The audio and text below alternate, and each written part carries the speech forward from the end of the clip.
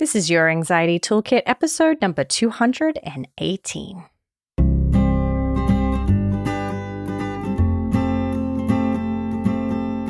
Welcome to Your Anxiety Toolkit.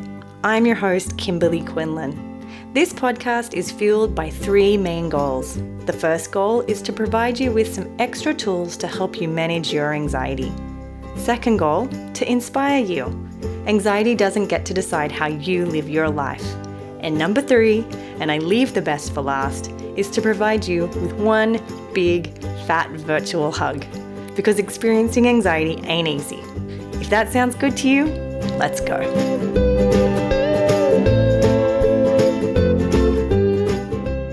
Welcome back, everybody.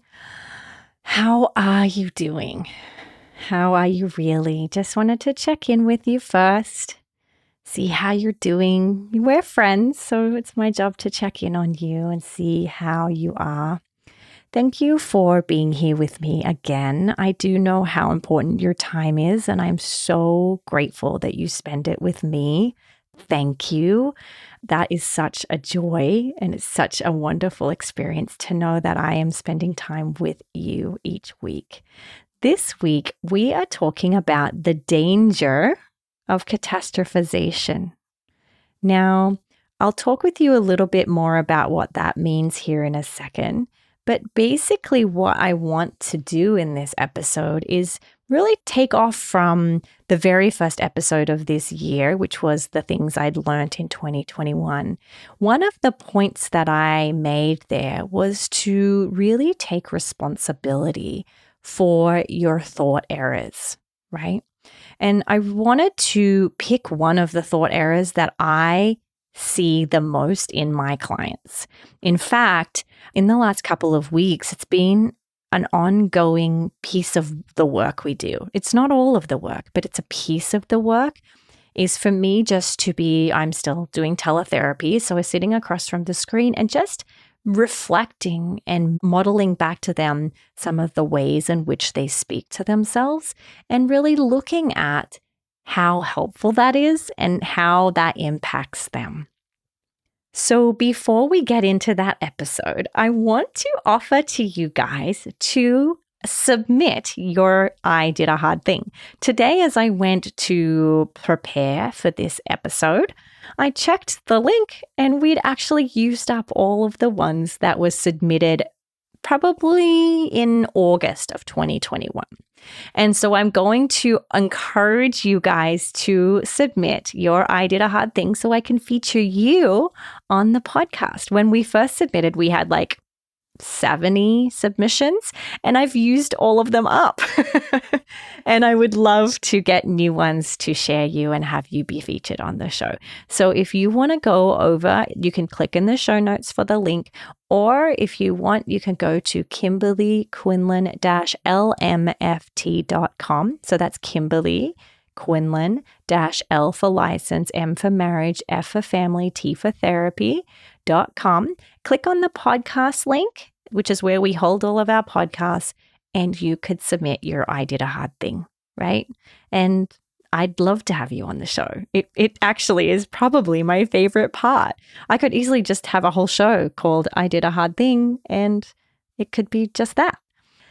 All right, so let's get into the episode. Today, I want to talk with you about the danger of catastrophization, and let me share with you how this shows up. So I want to be clear that you cannot control your thoughts, right? Your intrusive thoughts that repetitively show up, and you cannot change your feelings. So you can't tell yourself not to be sad if you're sad, and you can't tell yourself not to be anxious if you're anxious, and you can't not panic if you're panicking. But you can change how you react and how you behave. That is a common CBT rule. Now, often when you have an intrusive thought, a lot of my patients or clients will report having anxiety or having a thought or having a feeling or having an urge or having an image that shows up in your head. Because that's what I do, right? Is people come to me with a problem, and the problem is usually a thought, feeling, sensation, urge, or image, right? That's what I do. And what I try to do is change the way they respond. That is my job. Now, what often happens is there is a thought or a feeling or a sensation, urge, impulse, whatever it may be, that shows up. And they often will respond to that by framing it in a way that is catastrophic. I'll give you some examples. So when they have the presence of anxiety in their body, they may frame it as, I'm freaking out. That's a catastrophic thought. When they had a lot of anxiety, or maybe they had a panic attack, they frame it or they assess it by saying, Kimberley, I almost died. I had the biggest panic attack of my life. I almost died. Or it nearly killed me. The anxiety nearly killed me, or the pain nearly killed me. They may have tried to do an exposure, or they may have tried to reach a goal that they had set, and they'll say, I failed miserably. It was a total disaster. They are trying to recover from a mental illness or a medical illness, and they'll say, I'll never amount to anything. I'll never get better. Or they're suffering. You know, we have different seasons in our lives. We have seasons where things go really, really well and we're like winning at life. And then we have seasons where things are hard and we just have hurdle after hurdle after hurdle. And they'll say, there's no point. My life is not worth living. Or, I'm never going to be able to solve this. Now, first of all, if you've thought any of these things, I am sending you so much love. Your thinking is not your fault. I'm not here to place blame on you like, oh, you're bad at this. Because our brains naturally catastrophize because our brain wants to make sense of things and put them in little categories because that is the easiest, quickest way to understand our world. So naturally, we do this to make sense of the world. If I said to my daughter, how are you doing with math? She'd go, oh, it totally sucks. Because it's easier to say it totally sucks than to say there are some things that I'm doing well with and some things that I am not. I am struggling with this thing, but I'm finding this part really enjoyable. That takes a lot of energy to say that. And it takes a lot of energy to hold opposing truths, right? We've talked about this in the past. It's not the fastest, efficient way to live when you're living in those types of ways. So what we often will do, particularly if we are having a lot of strong emotions, is we catastrophize. Now, often a client will say some of these or many others, there's many ways we can catastrophize, which is to make a catastrophe out of something, right? And when they say it, I don't say that's wrong, you're bad for thinking that. I'll just say, I'm wondering what % of that is correct. Like, I almost died. Okay, I'm interested to know a little bit about that. Did you almost die? And they'll be like, no. And I'm like, okay. And I'm not there I really want to model to you. I'm never across the screen or across the office with my patient trying to tell them how wrong they are. Never, right? That's never my goal. But I want them to start to acknowledge that the way in which they think and they frame an experience can create more problems. Now, if they said to me, Kimberley, I want to think this way, I like it, it makes me happy, it brings me joy, I'm fulfilled this way, I have nothing to fix. But often, once we reflect, and I often will then ask my patients, so when you say, I totally freaked out, you had anxiety and you said, I totally freaked out, how does that feel? And often they'll say, not good. They'll say, it actually makes me feel more anxious. Or if they had an intrusive thought, let's say they had OCD and they had an intrusive thought, and we can't control intrusive thoughts. And then their response was, I'm a horrible human being who doesn't deserve to be a mom for having that thought. I'll say, how does it feel to respond to your intrusive thought that way? How does that have you act? And they're like, well, it makes me feel terrible and not worthy. And then I don't want to do anything. Or then I just want to hide. Or then I want, then I have so many emotions, I start freaking out even more. And now it's a big snowball effect. And so then we begin to gently and curiously take a look at what are the facts or what actually lands to be true and helpful. I want to be clear. We do not replace catastrophization with positive thinking.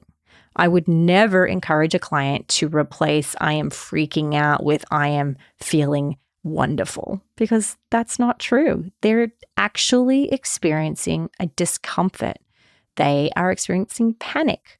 They had an intrusive thought. They're having an urge to pick or pull. They're having an urge to binge. They're having depression. They're having self-harm thoughts.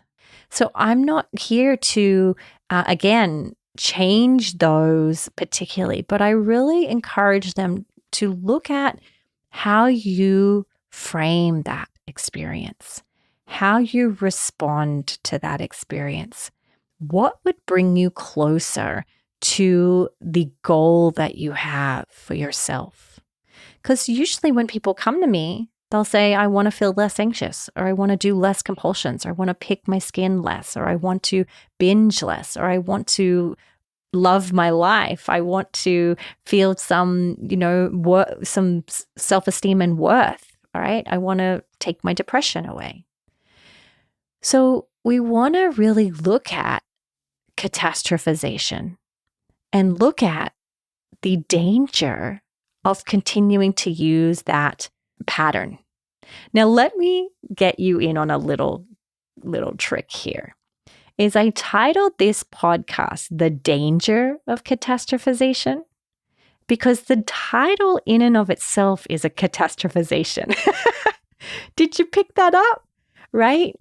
That's a lot of what happens in social media, is they use catastrophic words to pique your interest, right? It sells a lot of things. In fact, some businesses sell on the principle of catastrophization. They tell you what catastrophe will happen if you don't buy their product. They might say, you'll have wrinkles, terrible old wrinkles, if you don't buy our product, right? And that may feel like a catastrophe because they're trying to sell you their product. They may say, if you don't buy this special extra filter for your car, it could explode on the highway. That's a catastrophe. Okay, I'll buy it. So even my naming of it, I want you to be aware of how it piques your interest, the catastrophes, and how it draws you in, because nobody wants a catastrophe, right? But for some reason, we think in this way, right?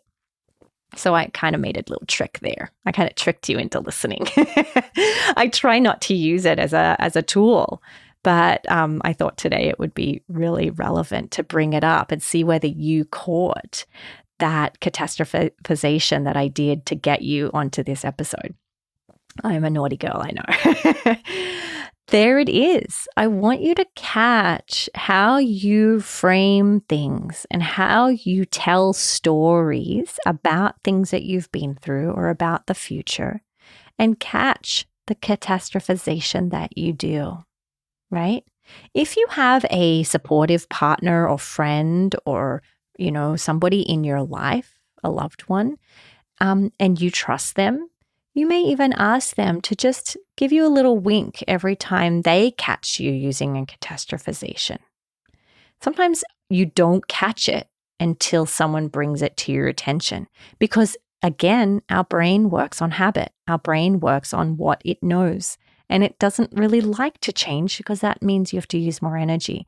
But I promise you, I promise you, this is energy you want to use. This little extra piece of energy is totally worth it. Because think about it. If I said to you, I had a panic attack, it was really uncomfortable. I wrote it out. There were some moments where I felt really confident and some moments where I was struggling, but it did go away eventually. Ask yourself how that feels. And then I'm going to tell you a different version. I was totally freaking out. I totally thought I was going to die. It was so bad. I really didn't think it was the most painful thing I've ever been through in my whole entire life.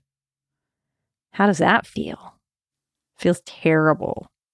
A lot of panic comes from people catastrophizing, right? Using language that feels really dangerous, right?